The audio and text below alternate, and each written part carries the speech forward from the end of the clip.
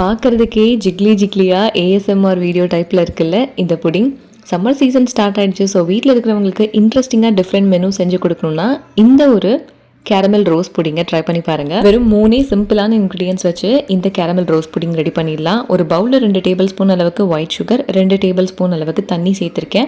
Microwave ஓவனில் 3 minutes போல் heat பண்ணி எடுத்துக்கணும். Oven இல்லாதவங்க நார்மல் கேஸ் ஸ்டவ்வில் மீடியம் டு லோ ஃப்ளேமில் வச்சு 3 நிமிஷம் போல் ஹீட் பண்ணோம் அப்படின்னா நல்லா கேரமலைஸ் ஆகி வந்துடும். இந்த மாதிரி நல்லா கேரமலைஸ் ஆகி வரும்போது இன்னொரு சின்ன பவுலில் மாற்றி வச்சுக்கிட்டேன். இப்போ இன்னொரு பவுலில் 1.25 கப் அளவுக்கு மில்க் வந்து ஆட் பண்ணி 2 டேபிள் ஸ்பூன் அளவுக்கு கார்ன் ஸ்டார்ச் வந்து ஆட் பண்ணியிருக்கேன். ஒரு ரோஸ் ஃப்ளேவர் வரணும் அப்படிங்கிறதுக்காக ரோஸ் எசன்ஸ்மே 1 டேபிள் ஸ்பூன், 2 டேபிள் ஸ்பூன் அளவுக்கு ஒயிட் சுகர் சேர்த்து நல்லா லம்ஸ் இல்லாமல் மிக்ஸ் பண்ணிக்கணும். இப்போ மைக்ரோவேவ் ஓவனில் ஒரு 3 மினிட்ஸ் போல் ஹீட் பண்ணிக்கலாம்.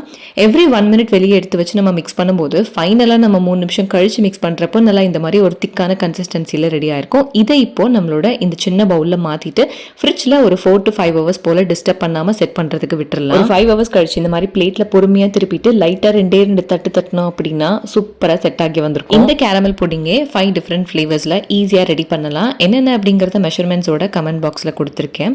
அண்ட் குட்டீஸ்க்கு ரொம்ப ரொம்ப பிடிக்கும். ஏன் துருவா கோட்டைக்கு இது ரொம்ப ரொம்ப பிடிச்சிருந்தது. ஸோ இந்த வீடியோவை உங்கள் ஃப்ரீ டைமில் சேவ் பண்ணி வச்சு ட்ரை பண்ணி பாருங்கள். அண்ட் நாளைக்கு 23rd நமக்கான தலைவரை சூஸ் பண்ணுறதுக்கான நமக்குள்ள ஒரு உரிமை. ஸோ எல்லாருமே மறக்காமல் ஓட் பண்ணிடுங்க.